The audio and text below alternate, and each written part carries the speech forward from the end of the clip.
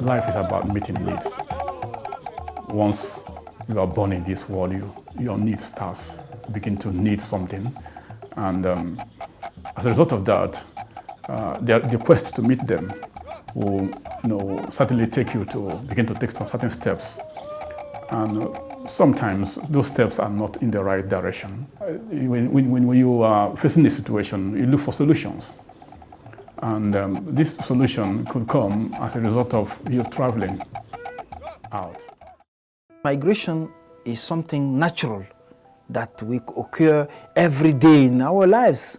People move from one continent to another, from one region to another, from one country to another, and even within the same country. You can migrate from north to south, etc. So all this, when it is done legally, there is no problem. When it becomes a problem when it is irregular. It means that you want to go to a country where that requires a visa.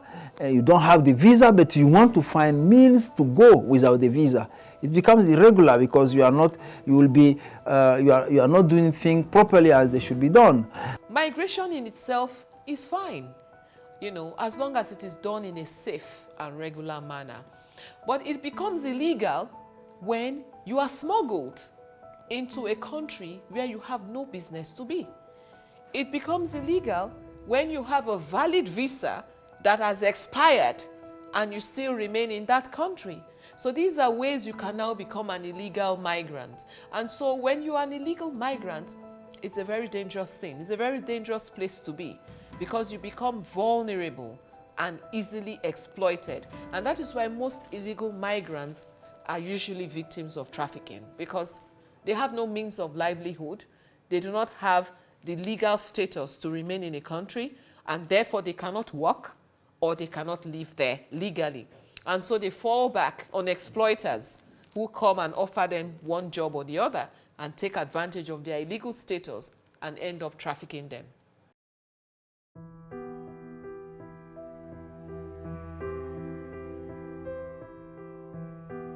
In December, on December 25 December, my auntie not tell me, let me prepare, me and my sister, that we can go and see my mommy. When I greet my mommy finish, my mom not lost to go and greet his friend. One boy, and I know the boy before. The boy not tell me and my sister that is one man that used to carry people and travel to Obodo Igbo. We not tell the boy that we are scared. Not that there's nothing inside that if we want to learn work, we can learn. People that want to go to school, go to school. He now say, okay, let us go and tell my mom if my mom will agree so that all of us will follow and go. The boy not tell us, say, let us go to the woman's house so that all of us can follow and go and see my mommy. We reach the woman's house, then lock us in one room. And we reach there, people is there, then cook for us, we eat, we relax, then on jam, we are watching telly. But we are disturbing the boy because day is dark. Let us go and see my mom. And my mom will be worried that we would not come back. Early in the morning, they bring vehicle, not lost to enter. We are 9 girls, 5 boys. We enter, and we are passing my mommy's house. We even see my mommy, but we cannot call my mom because the driver was driving speed. No way to call my mommy. Then drop us in one hotel. It's like Asaba, one hotel there. We now enter motor to Kano. We reach Kano. We now in the morning, they now carry us with uncompleted building like that. We now stay there. Evening now reach before they now cross. They now tell us to very small taxi. Not tell us to enter. We now enter. They now cross. Then put us inside boot too. But they say because of police. We now bike now carry us inside the bush. We now cross, now reach. Then we now reach. They now drop us in ghetto. We reach there. 5 girls, my sister is among them. Then say 5 girls. They now tell all those men were telling us that we see them, but we cannot see them again. One Benin man now came and now explain and give the man. The man now said that we are too small to do prostitution work. He now asked me, I want to go back to Nigeria. I now say yes. And the Benin man now help us and buy many things, buy clothes, help us. They was helping us to go. They help us and do everything. It's like that that we came back.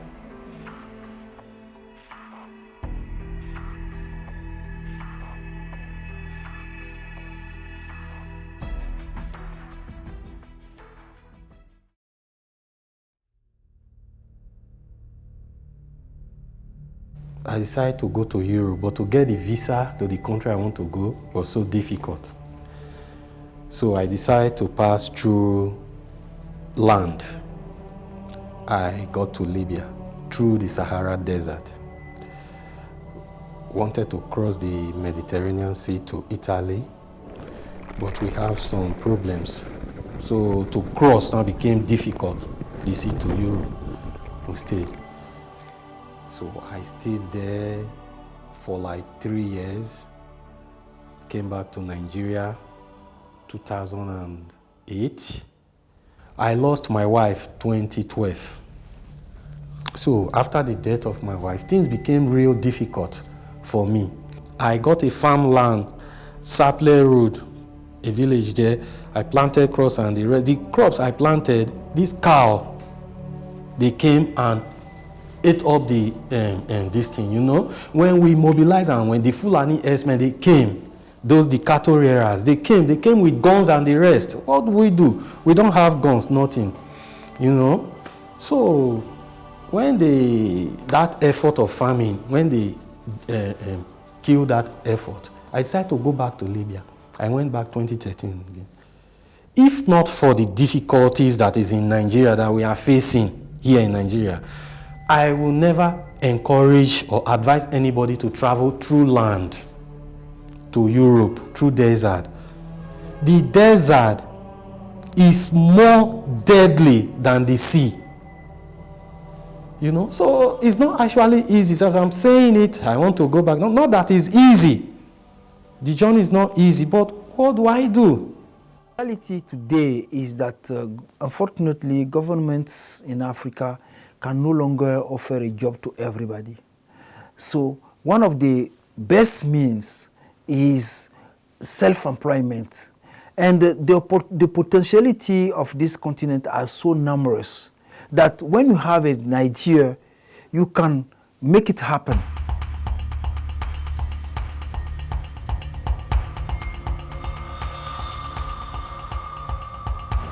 I was going to school and also learning fashion designer when my friend of mine told me that she wants to travel to outside country, that I should go with her, that it was a lady that is taking her there, and where she's going to, they want to go and work. She did not tell me the type of work. She only said the work that we are going to do there, they are paying.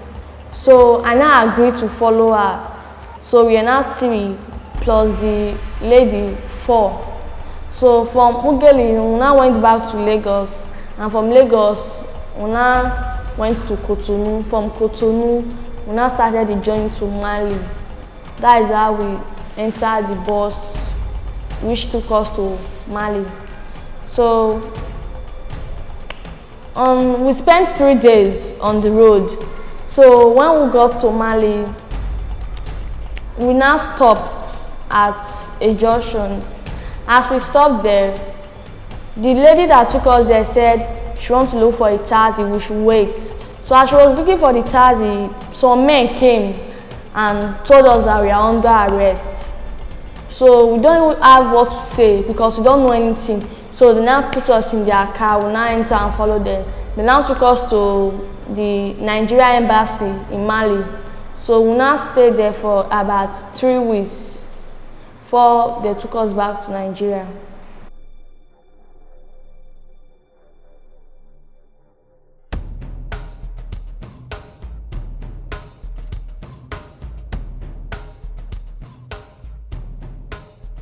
I just finished my SSC, then I was still with my elder sister. When my auntie called me and said that there's a travel, I'm interested, that there's an agent sponsoring us. I told her I don't know, that I don't think so. Then she said I should come over. So I went to go and visit. She told me that it's to Russia. I will just go with them, that there are other girls that is going together. that I can come with them. She explained to me, it's her friend that will send the money for us to make our passports.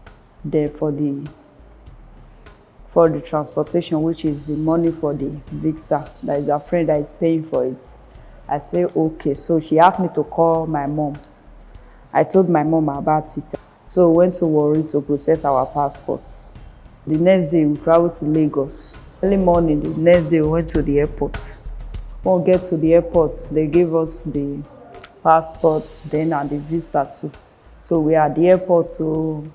After some time, they said the flight was ready. So as we were about to go and enter, that is where some NAPTIC officer came and they were just asking us some questions.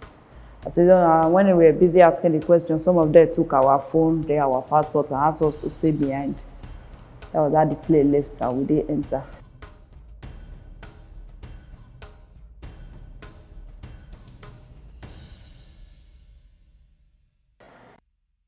They don't make everything known to you. Okay, they will tell you that this is that you can come without any document. That is easy and fine to come. But there's an advantage to that, is that being an educated person, or you are fortunate enough to get something better to do, you become an illegal immigrant. And then there's no way you can regularize yourself because you don't have the right document to do so. And you can't issue a legal document on that fake document and use it to travel back home or anywhere. Understand? And that also affected your earnings, because when you come in with the right document, they will evaluate you and pay you well. But if you come with a document that is not fine, and because they need you, then you'll be paid less. That's exploitation, you know. So any illegal immigrant is bound to face exploitation. You will be exploited.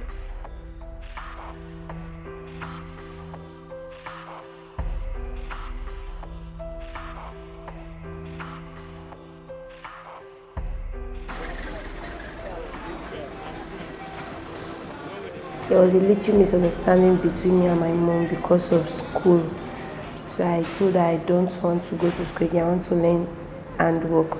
So she told me that she wants me to go to school. Because of that, I went living with my friends. So when living with my friends, there was this friend of mine, and he told me that traveling to Italy. So he told me I don't need to depend on my family at all. I need to look for my ways of living life myself. I need to fight for myself to survive. So, and he told me that for me getting to Italy, I'll be doing a good job. I'll be working in a very big shopping mall. So I agreed. After a few days, I told them that I don't want to go, that I want to go home. So they beat me up and burn me with cigarettes. So when we get to Agadez, so there he sold me to somebody I don't even know. So when I got to Libya in Sabah, there was this Nigerian woman came and she buy me. So when I got to her house, that was how she started saying that this is the amount of money I'm going to pay her. And I have no option than to agree on it, because any kind of disagreement, I will receive another thing. When staying with her, I receive fire, always beating me, shouting on me, treating me as if I'm nobody. So before she took me to a man called Koso, he told Koso that I'm very stubborn, that Koso should treat me the way he likes. So any little mistake, Koso beat me, to the extent that one day he beat me up and I started bleeding from my nose and my mouth. I finished paying her money. So I started living in another bondage. I was hearing of this free flight, but for me to go to the States, that the free flight was at that point, it was a very big amount of money, and which I don't have. I started working with Libya people. I heard of the free flight between December. I heard of the free flight. I finally succeeded in leaving the country, coming to Nigeria.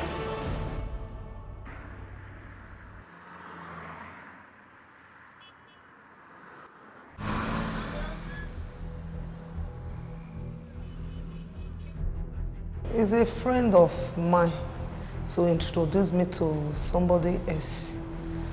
He said I'm going to work there. So he discussed that he's taking me to Europe. He said we are going to take a flight from Lagos, all those things.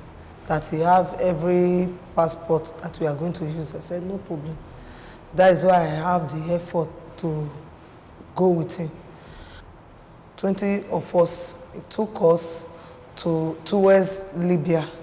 So staying there, he sold us to another person. He now left. He said, in this place, we will start work here. I said, which type of work? He said, I can't work here because you told me we are traveling down to Italy. We cannot work in this place now. I said, I have no option. In that place, you will go out, you go and look for a man. Before any other thing, before we travel down to, we take this big boat. When we are going towards that area, some people even fell into the sea. Started staying in Italy there, Torino. So he sent somebody to come and meet me. He said, you are going to start work. I said, which type of work am I going to do? He said, now you are going to the road to Oslo. He gave me condom. He said, you are going to the road. He said, let me give you a option. The place you are going to stand, at the end of the day, you will pay for it. You are going to be paying. The house you are going to stay, you are going to be paying.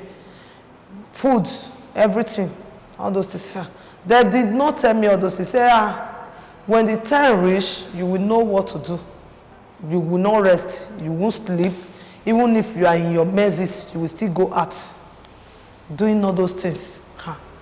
And I will sit down. Sometimes I will just sit down, crying my life. Who asked me to do this type of thing? Who am I going to call? Nobody. I always cry unto God, say, one day, maybe all these things will be over. If I come back, 15 days, they will come and check your cup that you are putting money. If you check it, if you did not bring money, he will go and call his friends. They will start beating you. Do so many things. If you did not bring money, they will fresh pepper, give it to you, say, put it in your vagina. Before the police now catch me on the street. Reaching Nigeria, all my brothers, my sister, they was angry with me. It's like I came back with all over, all the stress I go through there. They add more stress to me.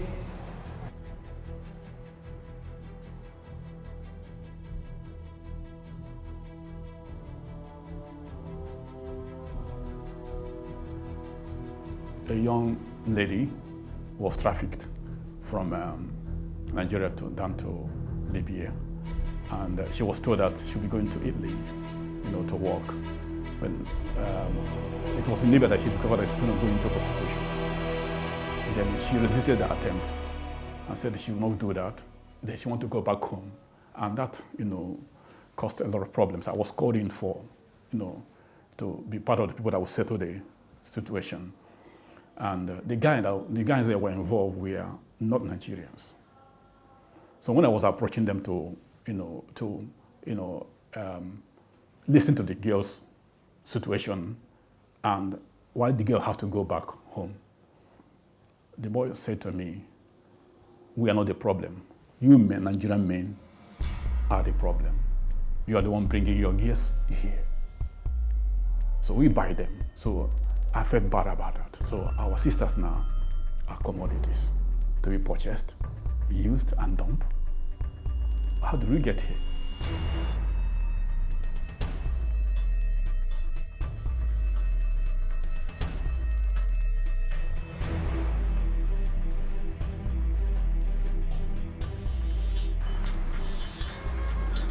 I was walking. I have this motorcycle bike.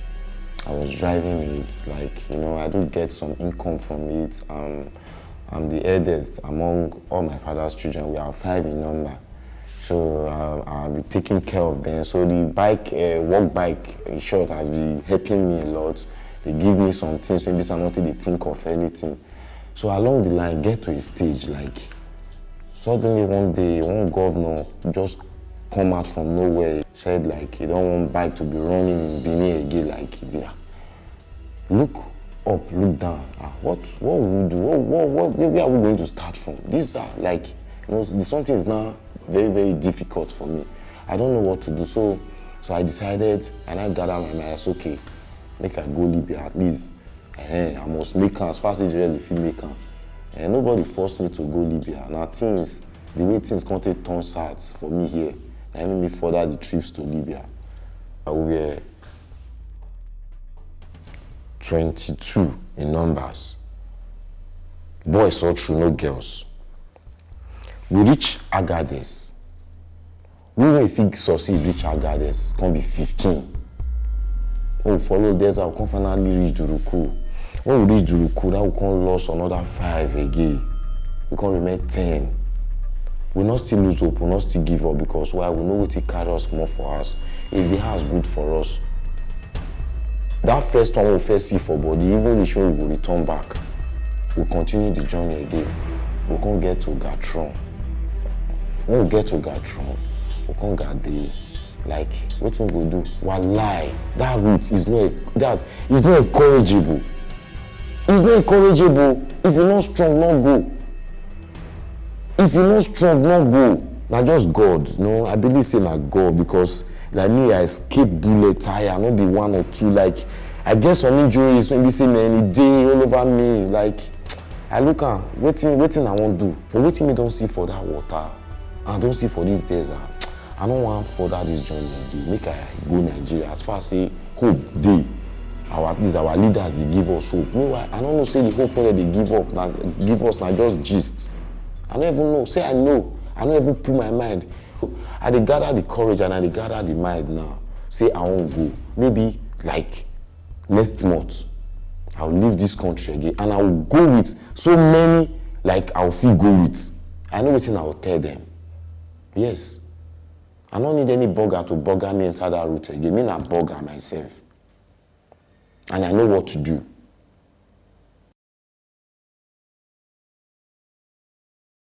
Migrants who have been deported or returned back to their home countries and are still coming back, 2, 3, 4 times. And so if Italy is able to create some safe legal pathways for migrants to actually be able to come here to study, to work, I think that will certainly result in a decrease in the number of irregular migrants that are coming into Italy.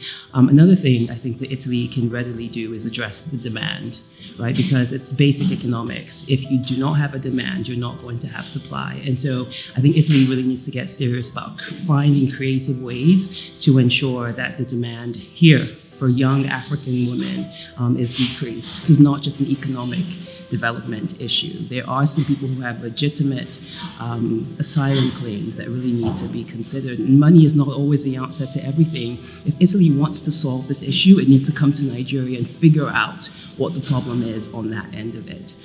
I think that Italy can also increase the number of prosecutions against traffickers here, because what that will do is start to serve as a deterrent for would-be traffickers in Nigeria, and it will prevent them from actually ensuring that people get here to Italy, because they'll realize that Italy is actually serious about this issue and that they can actually go to jail for a long period of time. After I left secondary school, I was for admission for almost 4 years. So at that point, I had a lot of my friends that traveled outside the country. I was always feeling bad, the fact that nothing's happening, I've not gotten admission. There was a lot of options while I was waiting for admission to travel outside the country. I've had some of my friends, very close friends, who traveled, and at that point, I've not gotten admission. I felt so bad. I was almost depressed and all that because. So I considered traveling, but one of the problems I had at that point was that there were financial constraints. In 2014, actually, I got admission to study agriculture in the University of Abuja, and after that, I made a resolution that I was going to stay back to make sure Nigeria is a better place. Sometimes you even find very close family members friends, relations who convince you that they have a good job waiting for you somewhere. So that trust is there. You trust them. And then you don't even tell any close family member you're traveling. They even tell you not to tell anyone. Sometimes even peer pressure. Your friends give you the impression that, oh, there's something good out there waiting for you. Someone has gone, you can go. And you don't even tell anybody and you sneak. By the time you get to those countries, you find out that it's not what you think. If it sounds too good to be true, then in fact, it is too good to be true. It's on the negative side for anyone to travel without proper documentation. So in Nigeria that want to travel, should make sure that it has what it takes, the right documents that are needed to travel. If it's not possible that way, that person should not embark on that journey, because at the end of it all, it's not going to pay him well or her well. The best and most sustainable solution to it is to find sustainable jobs for the youth. This is the most sustainable and reliable solution. But pending the efforts that are put in place by governments, by development partners, to reach that ultimate better solution, which is sustainable job for everybody, we have to face the situation. We have everything here in Africa to make it, but we have to rely first on ourselves and never give up, because they will always face difficult situations. You know, when you are a young man who has gone to school, you come, you're at home with your parents, you don't have a job. Sometimes when you wake up in the morning, you just say, oh my God, what will I do? Nothing, I can't do it. Never desperate. Always be confident and tell yourself that I can make it. It is regrettable that many Africans, especially Nigerians, spurred by economic desperation and sometimes limited personal drive, embark on suicide missions in the bid to migrate towards the Northern Hemisphere in search of opportunities that may since have disappeared in those societies. While only a small fraction eventually reach their destinations where they face disappointment and frustration, majority of them usually perish on the way. More so, many who make it to Europe or the Middle East are usually forced into prostitution, used as mercenaries, deployed as household servants, factory workers, drug couriers, and even as organ donors. And they would be beaten, starved, and subjected to other forms of torture if they tried to resist. Say no to irregular migration.